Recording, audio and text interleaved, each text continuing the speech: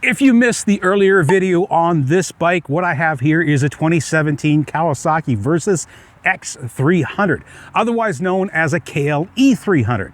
Now, this bike was given to me by one of my neighbors because it stopped working, and the technicians at the local Kawasaki dealer just wanted to keep throwing money at it and not actually fix the problem. Now, the previous owner did do some tinkering with the bike that resulted in some extra issues that I had to address on it.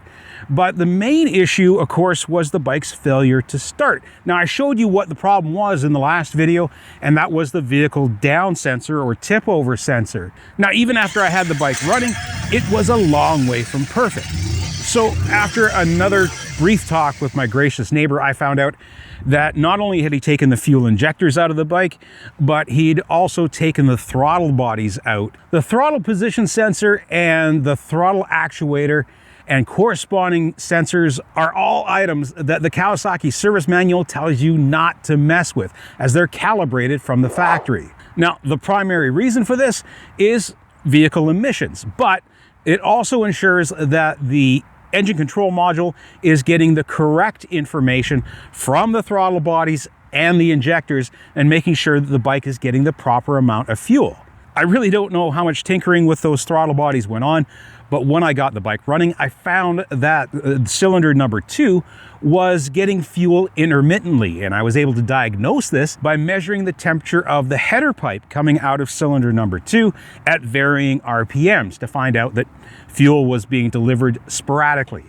To get the bike to actually run properly, I replaced the entire throttle body assembly with a used one from a Ninja 300, and that was the least expensive option, considering that it was about 10% the price of a brand new throttle body from Kawasaki.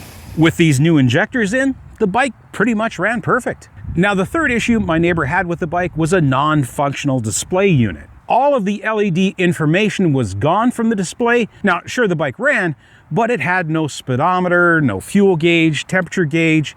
All those things were missing from the LED. Now, repairing the gauge cluster did take a little more diagnostic time. And after testing the clock gauges with the procedure found in the Kawasaki service manual, I was able to find that the gauges actually worked. They just weren't getting the primary power, specifically the power that remains on and connected to the gauges even when the bike is shut off. Now, this power is necessary to retain the memory in things like the clock, and apparently turns out to be the primary power to all of the LED display.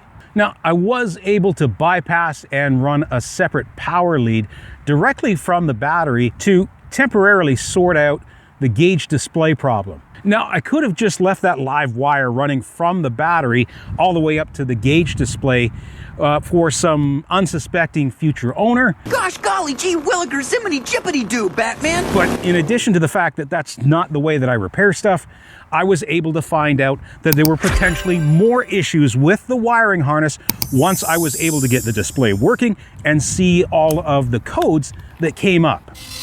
And here is what they mean. Decidedly, running a live wire over the existing harness to repair the gauge display was not going to be a permanent solution. The answer was a new harness. And since this actually turned out to be the cheapest and least hassle, motorcycle wiring harnesses are relatively cheap from Bike Wreckers, since they don't seem to sell well. Now, I received an entire harness as well as a new starter relay, all of the fuses, and even a few switches for around $100 US. So as it turned out, I was into a fully working running bike for the cost of a used throttle body and used wiring harness and a brand new tip over sensor. So the final critical expense was the fuel tank, and my neighbor accidentally dropped the fuel tank while it was off the bike when he was messing with the fuel injectors. Not being much of a dent or body man myself, I did find another decent fuel tank locally, albeit green. Now, in my opinion, the green looks way better anyways. Now, from a motorcycle maintenance aspect, the bike did need a brand new rotor in the back, as well as the caliper taken apart and rebuilt with fresh seals, and of course a fresh set of pads since they were pretty badly worn. Oddly enough, the front brakes were in excellent shape with a recent pad replacement and strong rotors. And for the first time in what seemed like a very long time, the front forks were in good shape, not pissing out oil all over the place like most of the motorcycles that I wind up working on. The clutch, on the other hand, had a real vague feeling, so I picked up a full, and I do mean full, clutch kit from Biker's Run. Now, this is one of the nicest clutch rebuild kits I have ever installed.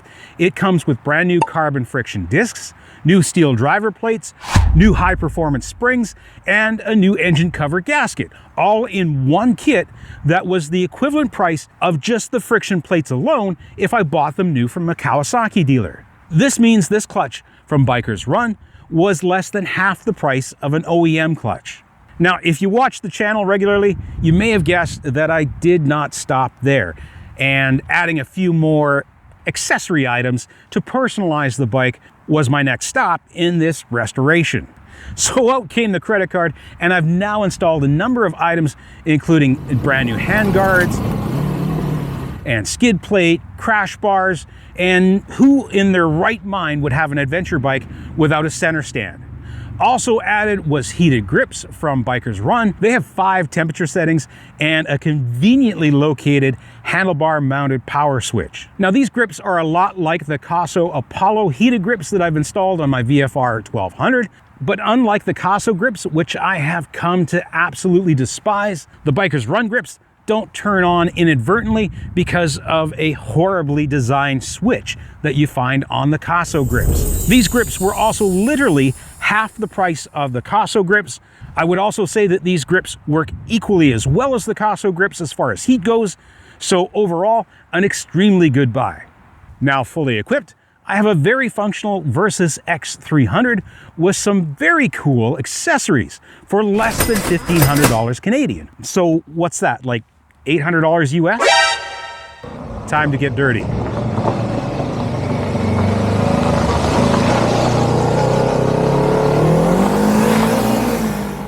Now, I've never owned a 300cc motorcycle up until now. I think the smallest street bike that I've ever owned was about 500 cc's. I'd have to say that this little 300 does have some spunk in the engine with its 40 Shetland pony horsepower. Things like fuel injection and decent suspension in a tiny package of a bike like this give it the feel of a much bigger bike.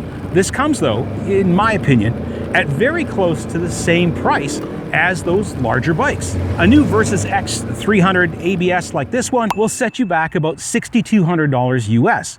In 2017, when this bike was brand new, it sold here in Canada for $7,500, without the accessories that I've now installed. A fully decked out Versys 650 LT ABS with hard bags is only $4,000 more, and a KLR 650 is only a few $100s more than the Versys X. This equates to 350 more cc's of displacement for roughly $1 per cc in price. That is nuts. It actually begs the question, who's buying this bike new when you can buy a brand new KLR for roughly the same price and have a much more adventure capable, touring capable, or just in general, overall, more capable bike than this baby Versys? One of the other gripes that I have about the bike is the gearing. Now, this bike came stock with a 14-tooth front sprocket and a 46-tooth rear sprocket. Now, Versys X forums are full of owners who absolutely hate the stock gearing, having to shift as many as 3 times from a stoplight just to get through a traffic intersection. The previous owner, my neighbor, did actually change the gearing on this bike to a 15-tooth front and a little bit smaller 45-tooth rear. Now, even with this gearing change, I am going to go so far as to say that the Versys X could do better by having an even taller gear ratio. And there are a number of forums out there where riders have gone to a 16-tooth front, which combined with a 45-tooth rear would be a significant change. But if I'm gonna change the gearing again on this bike, I'm gonna go one step further, that 16-tooth front and a 44-tooth rear, and really try to pull the RPM down, because cruising down the highway at 6,000 and 7,000 RPM to me just doesn't feel right. Now, there definitely seems to be enough gearing in the transmission, as first gear, even with the changes that I have on this Versys X, is pretty useless for anything other than just trail riding. So if you are at all contemplating buying one of these bikes new, the big question you should be asking yourself, is 300 cc's enough? I have your answer. No, it's not. The Versys 300X is overly expensive for what you get, and you will quickly get bored and move past the small displacement capabilities, or just continue to try and throw money at it, chasing a reliability problem and potentially making it less reliable as you try to add power.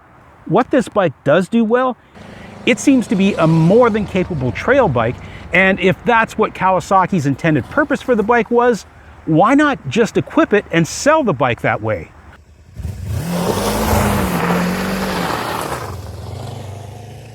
Let's face it, you're not going to go on an adventure tour on this bike with its high revving engine and 17-liter fuel tank. The stock seat is also brutal. I've sat on rocks that are more comfortable. But standing while riding on this bike is comfortable. And at 300 cc's and around 400 pounds, the bike is still a little bit heavy, but is easy to maneuver on the trail or in a parking lot.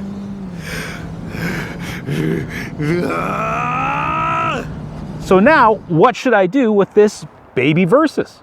Well, it doesn't really seem right to sell it since it was given to me freely and really doesn't owe me much. Now, it's a fun trail bike for sure, but it's not a lot of fun to travel any distance on or even commute with. Who knows, maybe I'll fix those things down the line. But for now, tell me what you think I should do with this little Versys X down in the comments section. I certainly hope you had as much fun today as I did, and remember, whatever bike you ride, be sure to ride safe.